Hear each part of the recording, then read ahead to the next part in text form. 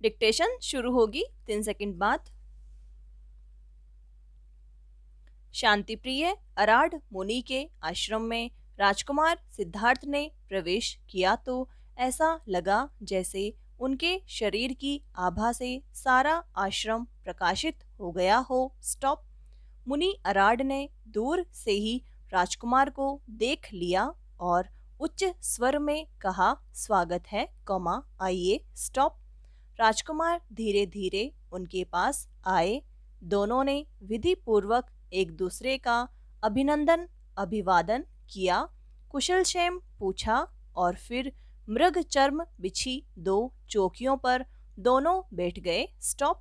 मुनि ने राजकुमार को निहारते हुए स्नेहपूर्वक कहा, हे सौम्य, मुझे पता चला है कि आप सभी स्नेह बंधनों को तोड़कर घर से निकल आए हैं। आपका मन सब प्रकार से धैर्यवान है। आप ज्ञानी हैं, तभी तो राजलक्ष्मी को त्याग कर यहाँ आ गए हैं। स्टॉप। वैसे राजा लोग भोगी हुई राजलक्ष्मी को अपनी संतान को सौंपकर ही वन में आते रहे हैं, परंतु आश्चर्य की बात है कि आप विषयों के बीच रहते हुए युवावस्था में ही अपनी लक्ष्मी को बिना भोगे ही यहाँ आ गए हैं। स्टॉप। इस धर्म को जानने के लिए आप श्रेष्ठ पात्र हैं, आप ज्ञान रूपी नौका पर सवार होकर दुख रूपी सागर को पार कीजिए। स्टॉप।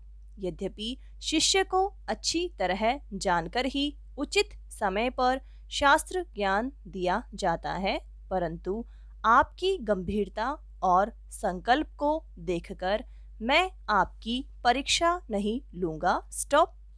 अराड मुनि के यह शब्द सुनकर कुमार परिव्राजक अत्यंत प्रसन्न हुए। वे बोले, आप जैसे विरक्त की यह अनुकूलता देखकर मैं कृतार्थ हो गया हूँ।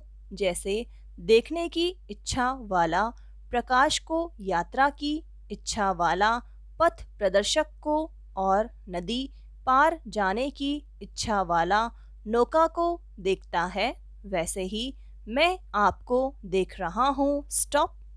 यदि आप उचित समझे तो मुझे जरा और मृत्यु के रोग से मुक्त होने का उपाय बताइए। स्टॉप।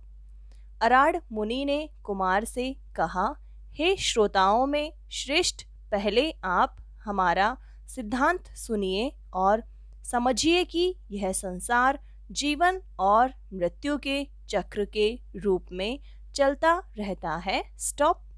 हे मोह मुक्त आलस्य अंधकार है, जन्म मृत्यु मोह है, काम महामोह है और क्रोध तथा विषाद भी अंधकार है। इन्हीं पांचों को अविद्या कहते हैं और इन्हीं में फंसकर व्यक्ति पुनः पुनः जन्म और मृत्यु के चक्र में पड़ता है। इस प्रकार आत्मा तत्वज्ञान प्राप्त कर आवागमन से मुक्त होती है और अक्षय पद अमृतत्व को प्राप्त करता है। स्टॉप। अराड मुनि से यह तत्व ज्ञान प्राप्त करने के पश्चात कुमार ने अक्षय पद प्राप्त करने के उपाय पूछे।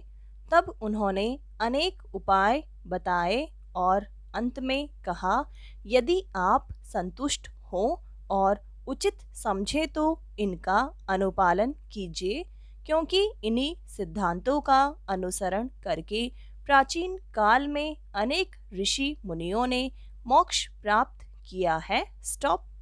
अराड मुनि के प्रवचन सुनकर कुमार ने कहा, हे मुनि, मैंने आपसे उत्तरोत्तर कल्याणकारी मार्ग सुना, किंतु मैं इसे मोक्ष नहीं मान सकता। आत्मा के अस्तित्व को मानने पर अहंकार के अस्तित्व को मानना पड़ता है। स्टॉप। मुझे आपकी ये बातें स्वीकार नहीं हैं। अराड मुनि के सिद्धांतों को सुनने के बाद भी कुमार को संतोष नहीं हुआ, अतः यह धर्म अधूरा है ऐसा मानकर वे आश्रम से निकल गए और अपने लक्ष्य की खोज में आगे बढ़ गए। स्टॉप। अराड मुनि के आश्रम से निकलकर कुमार उद्रक ऋषि के आश्रम में गए। वहां भी आत्मा की सत्ता के विचार जानकर उन्हें संतोष नहीं हुआ, अतः परम पद पाने की इच्छा से उन्होंने उद्रक ऋषि का आश्रम भी छोड़ दिया और धीरे धीरे वे राजश्री गया के नगरी नामक आश्रम में गए। स्टॉप। कुछ समय के बाद बोधिसत्व कुमार को एकांत विहार की इच्छा हुई, इसलिए उन्होंने नैरंजना नदी के तट पर निवास किया। वहां उन्होंने 5 भिक्षुओं को देखा जिन्होंने अपनी इंद्रियों को वश में कर लिया था और वहीं रहकर तपस्या कर रहे थे। उन भिक्षुओं ने जब इस नवागत साधु को देखा तो वे उनके निकट आए और उनकी सेवा करने लगे। स्टॉप। कुछ समय के बाद जन्म और मृत्यु का अंत करने के उपाय के रूप में बोधिसत्व ने निराहार रहकर कठोर तप प्रारंभ किया। वहां उन्होंने 6 वर्षों तक कठोर तप किया और अनेक उपवास व्रत किए। स्टॉप। कठोर तपस्या के कारण वे कृशकाय हो गए।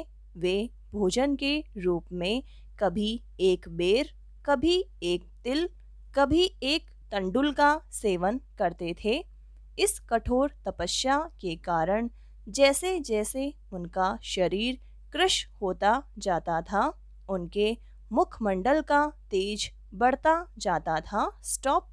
मैदा, मांस और रक्त से रहित मात्र त्वचा और अस्थि वाला उनका शरीर फिर भी समुद्र के समान हरा भरा सा लगता था। स्टॉप।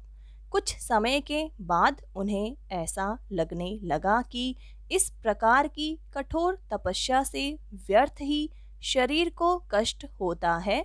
यह तापस धर्म न वैराग्य दे पाता है, न बोध, न मुक्ति। स्टॉप। उन्हें ऐसी अनुभूति हुई कि दुर्बल व्यक्ति को मोक्ष नहीं मिल सकता, अतः वे शरीर, बल, बुद्धि के विषय में विचार करने लगे। उन्होंने सोचा, भूख, प्यास और श्रम से अस्वस्थ मन के द्वारा मोक्ष भला कैसे प्राप्त हो सकता है। स्टॉप। उन्हें लगा कि आहार तृप्ति से ही मानसिक शक्ति मिलती है। स्थिर और प्रसन्न मन ही समाधि पा सकता है तथा समाधि युक्त चित्त वाला व्यक्ति ही ध्यान योग कर सकता है। स्टॉप। ध्यान योग के सिद्ध हो जाने के बाद साधक उस धर्म को प्राप्त करता है जिससे उसे दुर्लभ, शांत, अजर अमर पद प्राप्त होता है। स्टॉप। उन्हें लगा कि मुक्ति का उपाय आहार पर ही आधारित है, अतः उन्होंने भोजन करने की इच्छा की। स्टॉप। पैरा। कठोर तपश्चर्या से बोधिसत्व अत्यंत कृशकाय और दुर्लभ हो गए थे। स्टॉप। वे धीरे धीरे नैरंजना नदी की ओर गए, स्नान किया और तट के वृक्षों की शाखाओं का सहारा लेकर वे ऊपर आए। उसी समय निकट ही रहने वाले गोपराज की कन्या नंदबाला प्रसन्नता पूर्वक वहां आई। शंख जैसी गोरी बाहों वाली गोपबाला ने नीला वस्त्र धारण किया था और लग रही थी जैसे फेन मालाओं से युक्त यमुना प्रकट हो गई हो। स्टॉप। नंदबाला ने पहले श्रद्धापूर्वक बोधिसत्व को प्रणाम किया और उन्हें पायस से परिपूर्ण पात्र प्रदान किया। इस प्रकार के सुभोज्य से तृप्त होकर उन्हें लगा कि वे अब बोधि प्राप्त करने में समर्थ हो गए हैं। बोधिसत्व के साथ रह रहे 5 भिक्षुओं ने जब उनका यह आचरण देखा तो उन्हें लगा कि यह मुनि भी धर्मच्युत हो गया है, इसलिए वे इन्हें छोड़कर चले गए। स्टॉप। उन सबके चले जाने के बाद बोधिसत्व सिद्धार्थ ने बोधि प्राप्त करने के लिए दृढ़ संकल्प किया और वे पास ही एक अवस्थ अर्थात पीपल वृक्ष के नीचे भूमि पर आसन लगाकर बैठ गए। तभी काल नामक एक सर्प प्रकट हुआ, क्योंकि उसे ज्ञात हो चुका था कि यह मुनि अवश्य ही बोधि प्राप्त करेगा। उसने पहले उनकी स्तुति की। स्टॉप। काल सर्प ने कहा, हे मुनि, आपके चरणों से आक्रांत होकर यह पृथ्वी बार बार डोल रही है। सूर्य के समान आपकी आभा सर्वत्र प्रकाशित है। आप अवश्य ही अपना लक्ष्य प्राप्त करेंगे। स्टॉप। हे कमल लोचन, जिस प्रकार आकाश में नीलकंठ पक्षियों के झुंड आपकी प्रदक्षिणा कर रहे हैं और मंद मंद पवन प्रवाहित हो रही है, उससे लगता है कि आप अवश्य ही बुद्ध बनेंगे। स्टॉप। सर्प द्वारा अपनी स्तुति सुनकर सिद्धार्थ ने तृण लेकर बोधि प्राप्त करने के लिए प्रतिज्ञा की। वे महावृक्ष के नीचे बैठ गए। स्टॉप। उन्होंने निश्चय किया, जब तक मैं कृतार्थ नहीं हो जाता इस आसन से नहीं उठूंगा। जब सिद्धार्थ ने प्रतिज्ञा पूर्वक आसन लगाया तो देवतागण अत्यंत प्रसन्न हुए। सर्वत्र नीरवता छा गई। उस समय न मृग बोले, न पक्षी। स्टॉप। धीरे धीरे नितांत एकांत शांत वातावरण में समाधिस्थ हो गए। स्टॉप। समाप्त।